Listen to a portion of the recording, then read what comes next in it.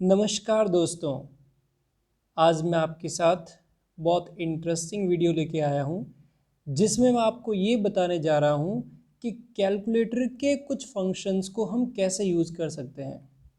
कुछ normal functions होते हैं जैसे कि प्लस माइनस मल्टीप्लाई डिवाइडेशन, ये तो सबको पता है कैसे यूज़ करते हैं। लेकिन कुछ फंक्शंस जो सभी को पता नहीं होते, मैं उनके बारे में आपको एक एग्जाम्पल के थ्रू समझाने जा रहा हूँ। यह वीडियो केवल स्टूडेंट्स के ही लिए रेलिवेंट नहीं है, यह वीडियो उन सभी लोगों के लिए रेलिवेंट है जो भी कैलकुलेटर का यूज़ अपनी day to day routine activity में करते हो, यानी कि जो कोई भी बिजनेस भी कर रहा हो उनके लिए भी ये वीडियो काफ़ी यूज़फुल रहेगा। बहुत सी चीज़ें ऐसी होगी इसमें जो आपको पहले नहीं पता होगी। तो देखिएगा, मैंने लिखा है how to use M plus, ये M plus, M minus and M R C, उसके बाद में मैं जी टी और मोस्ट इम्पॉर्टेंट एम यू, जिसके बारे में जनरली लोगों को नहीं पता होता, मैं उनके बारे में आज आपको एक्सप्लेन करूंगा कि किस तरह से ये फंक्शन काम करते हैं, कैसे इनका यूज़ किया जाता है। पहले हम इस बात को समझने के लिए एक एग्जाम्पल लिखते हैं।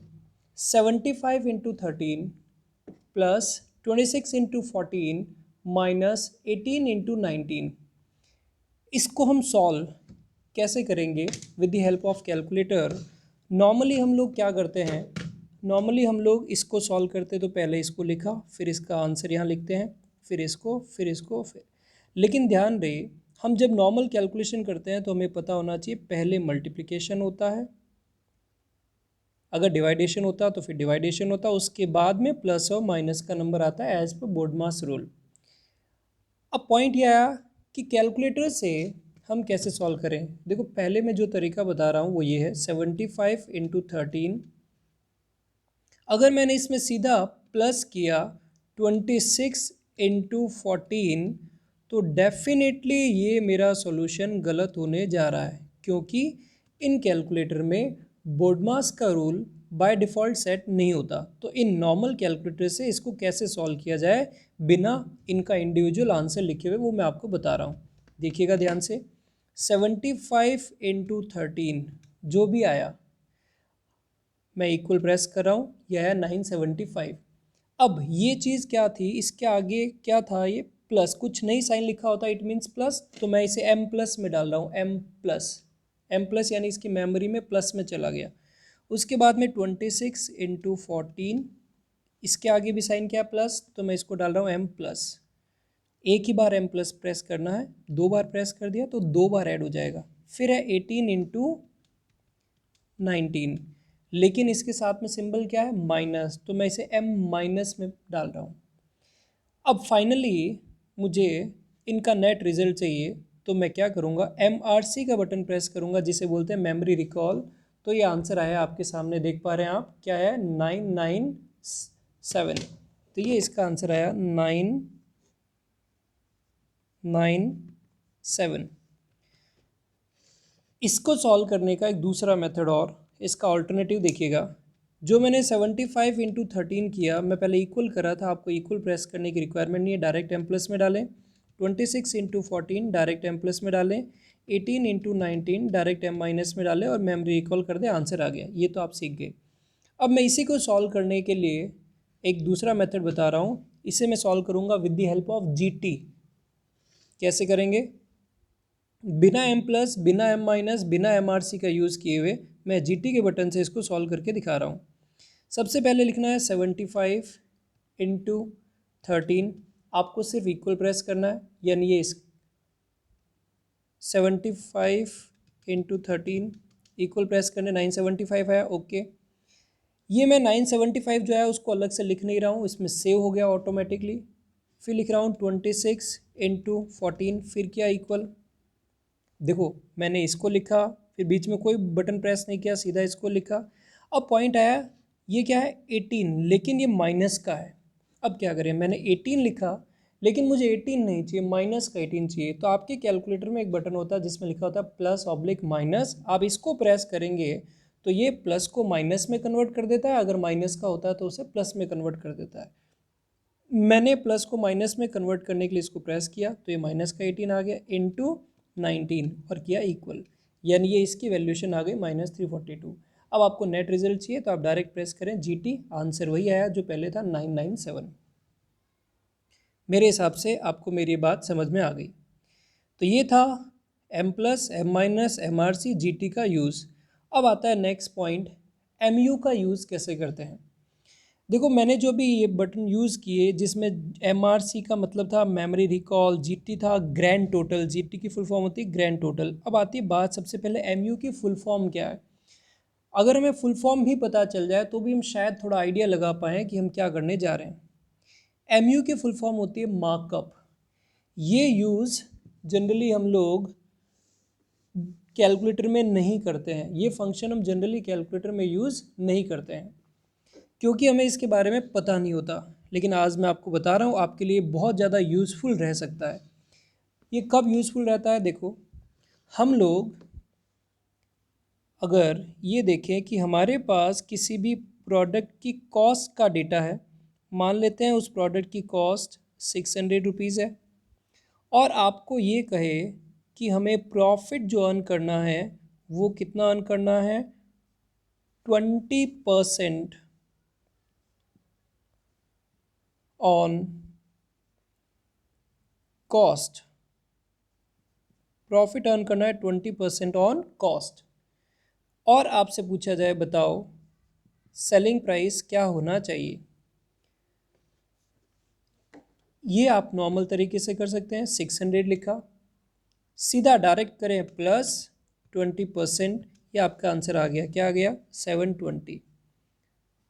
इसमें मैंने कोई MU का बटन यूज़ नहीं किया क्योंकि ये पॉइंट सिंपल था, अमाउंट कॉस्ट का ही दिया हुआ था और प्रॉफिट का परसेंटेज भी ऑन कॉस्ट दिया हुआ था, तो समस्या नहीं है, इस कॉस्ट में सीधा 20% ऐड कर दिया। लेकिन यही अगर इसी में कॉस्ट की जगह यहाँ पे मैं प्रॉफिट का परसेंटेज 20% ऑन सेलिंग प्राइस देता, तब आपसे पूछूँ सेलिंग प्राइस क्या होगी, तब आप कैसे सॉल्व करेंगे। तब इसको सॉल्व करने के लिए कुछ डिफरेंट मेथड्स हम लगा सकते हैं। वो ये, सबसे पहली चीज़ तो ये कि अगर प्रॉफिट का परसेंटेज सेलिंग प्राइस पे 20% है, हमारे पास अमाउंट कॉस्ट का है, तो इसे कॉस्ट में कैसे कन्वर्ट करें। तो अगर प्रॉफिट का परसेंटेज सेलिंग पे 20% होता है तो कॉस्ट पे हम कहते हैं कि कॉस्ट पे उसका परसेंटेज 25% होगा। कॉस्ट पे उसका परसेंटेज 25% होता है। कई लोगों को पता है, जिनको नहीं पता है मैं बता देता हूँ ये क्या करते हैं, हम कैसे करते हैं। जिस पर प्रॉफिट का परसेंटेज दिया उसको हम लेट कर लेते हैं 100। प्रॉफिट हो गया, जैसे ये परसेंटेज सेलिंग प्राइस पे दिया तो मैंने सेलिंग प्राइस को लेट किया 100, प्रॉफिट मैंने ले लिया 20, तो अपना आप सोचें कॉस्ट कितनी आई 80। अब आप सोचो कि ये प्रॉफिट का परसेंटेज 20, कॉस्ट का यानी 80 का कितना परसेंट हुआ 25%। इन दैट केस मैं कैसे सॉल्व कर सकता हूँ, 600 मेरी कॉस्ट है और कॉस्ट का कितना परसेंट हो जाएगा, क्योंकि सेलिंग पे दिया हुआ है तो कॉस्ट का हो जाएगा 25%, तो 600 प्लस 25%, तो ये कितना आ गया 750। यानी मैं इसको ऐसे सॉल्व कर सकता हूँ, 600 लिखा प्लस सीधा कर दिया 25% और ये मेरा आ गया कितना 750। एक तरीका था ये। और नंबर 2, दूसरा तरीका ये है कि आप 600 लिखें और ये सोचो कि अगर सेलिंग प्राइस 100 हो, प्रॉफिट 20 हो, तो कॉस्ट किसके इक्विवेलेंट है 80 के इक्विवेलेंट है। जो ये 600 की कॉस्ट है वो किसके इक्विवेलेंट है 80 के इक्विवेलेंट। तो यह कॉस्ट जितने परसेंटेज के इक्विवेलेंट है उसको डिवाइड में लगा दो, तो 600 डिवाइडेड बाय 80%, तो भी आपका आंसर क्या आ जाएगा 80%, यानी 80 इंटू 100 हो गया, तो आंसर आ गया 750। ये दो मेथड तो हुए जो मैंने आपको बताया, जो आपको नॉर्मली पता भी हो सकता है हो। लेकिन जो तीसरा तरीका बता रहा हूँ, जो थर्ड मेथड बता रहा हूँ, डेफिनेटली मैं आपको कहूँगा बहुत ही कम लोगों को पता होता है। क्या सर, ये देखो आपको लिखना है 600। अब 600 क्या है कॉस्ट, आपको कॉस्ट से ऊपर आना है। कितना ऊपर आना है? 20%। लेकिन ये कॉस्ट का 20% नहीं, सेलिंग प्राइस का 20% है। कॉस्ट का 20% होता तो सीधा प्लस 20% कर देते। अब सेलिंग का है तो क्या करें, आपको 600 लिखना है, फिर करना मार्कअप, मुझे बढ़ाना है मार्कअप, MU प्रेस किया, कितना बढ़ाना है? 20%, तो 20% कर दें, डायरेक्ट आपका आंसर आ जाएगा 750। मैंने क्या किया, मैं यहाँ लिख के बता रहा हूँ, 600, फिर किया MU, और फिर क्या कर दिया मैंने? 20%। लेकिन ध्यान दे, MU 20% का मतलब हुआ ये परसेंटेज 600 का नहीं है, बढ़ाने के बाद जो आएगा उसका 20% है, यानी बढ़ाने के बाद आंसर क्या आया? 750 आया। आपका आंसर क्या आया? 750। तो डेफिनेटली आप 750 का 20% वापस चेक करोगे तो 150 आएगा और कॉस्ट 600 आ जाएगी। तो ये मैंने आपको बताया MU का यूज़। अब पॉइंट ये आया, दिक्कत ये आती है कि इसी एग्जाम्पल में अगर कॉस्ट की जगह मैं सेलिंग प्राइस आपको देता, चेंज करता हूँ डेटा, सेलिंग प्राइस आपको देता 600 और प्रॉफिट आपको देता हूँ 20% on cost, sorry 20% on selling price, और फिर मैं आपसे पूछूँ कि बताओ कॉस्ट क्या होगी, तो आप क्या कहोगे? कॉस्ट निकालनी है आपको, प्रॉफिट का परसेंटेज सेलिंग प्राइस पे दिया हुआ है, सेल्स का अमाउंट भी दिया हुआ है, तो डायरेक्टली सेलिंग प्राइस लिखो। तो प्रॉफिट हटाओगे यानी लेस करोगे सेलिंग प्राइस में से, तभी तो कॉस्ट आएगी। तो 600 सेलिंग प्राइस है, प्रॉफिट का परसेंटेज भी सेलिंग प्राइस पे है, तो आप 600 माइनस 20% कर दें, आपका आंसर आ जाएगा 480। ये आंसर हो गया। यहाँ तक भी कोई दिक्कत नहीं, लेकिन समस्या आनी शुरू ही तब होती है जब अमाउंट दिया हो किसी और का लेकिन प्रॉफिट का परसेंटेज उस पर ना हो। यानी अगर यहाँ पे प्रॉफिट का परसेंटेज मैं ऐसा कहूँ कॉस्ट पे दिया हुआ हो, लेकिन अमाउंट किसका दिया हुआ है? सेलिंग प्राइस का। जैसे मैं कह दूँ प्रॉफिट दिया हुआ है 20% ऑन कॉस्ट और सेलिंग प्राइस दिया हुआ है, अब आपसे पूछे कॉस्ट कितनी होगी, तो क्या करेंगे? देखो तीनों तरीके से बताऊंगा। या तो लिखा 600 सबसे पहले, और फिर वही बात, प्रॉफिट का परसेंटेज कॉस्ट पे अगर 20 है वो, तो सेलिंग प्राइस पे हमें पता होना चाहिए 16.66% होता है, 16.66 बार, यानी रिपीट होता रहेगा। कैसे आता है? कॉस्ट को 100 लिया, प्रॉफिट को 20 लिया, तो सेलिंग प्राइस 120 की हुई। तो 20 जो प्रॉफिट है वो सेलिंग प्राइस 120 का, 20 जो है वो सेलिंग प्राइस 120 का होता है 16.66%। यानी अगर आपको ये पता चल गया कि 16.66% होता है, तो आप कॉस्ट कैसे लिखोगे? सेलिंग प्राइस में से 16.66 बार परसेंट अगर आप हटा दोगे, जैसे कि मैंने यहाँ लिखा 600 माइनस 16.666666, ये रिपीट हो रहा है, परसेंटेज लगाया तो आपका आंसर आ गया 500। तो ये हुआ फर्स्ट मेथड। सेकंड मेथड था इसका कि जब आपको पता है कि कॉस्ट का 20% प्रॉफिट है और अमाउंट दिया है सेलिंग प्राइस का, तो हमने क्या किया, कॉस्ट को 100 माना, प्रॉफिट लिया 20, तो सेलिंग प्राइस हुआ 120। तो सेलिंग प्राइस जो 600 है वो 120 की इक्वलेंट है, तो 600 के डिवाइड में लगा दिया 120%, तो कॉस्ट क्या आ जाएगी? तो कॉस्ट आपकी आ जाएगी सेम वही जो अभी यहाँ आई 500। क्या किया मैंने? 600 डिवाइडेड बाय 120%, ये आ गया 500। ये हुए दो मेथड। अब आई तीसरी बात, MU से कैसे सॉल्व करेंगे। बहुत ध्यान से सुनना, MU से इसको हम कैसे सॉल्व कर सकते हैं। MU का यूज़ आप तब करें जब जो अमाउंट दिया हुआ है प्रॉफिट का परसेंटेज उस अमाउंट पे ना दिया हो, तब आप MU का बटन यूज़ करेंगे। क्या करना है, देखो 600 लिखना है, लेकिन 600 सेलिंग प्राइस है। अगर मैं MU प्रेस करता हूं तो MU कहता है मार्क अप बढ़ाओ, लेकिन मुझे इस बार सेलिंग प्राइस से कॉस्ट पे आना है, तो कम करना है, रिड्यूस करना है, क्योंकि प्रॉफिट है तो सेलिंग प्राइस में प्रॉफिट लेस करेंगे तभी तो कॉस्ट आएगी।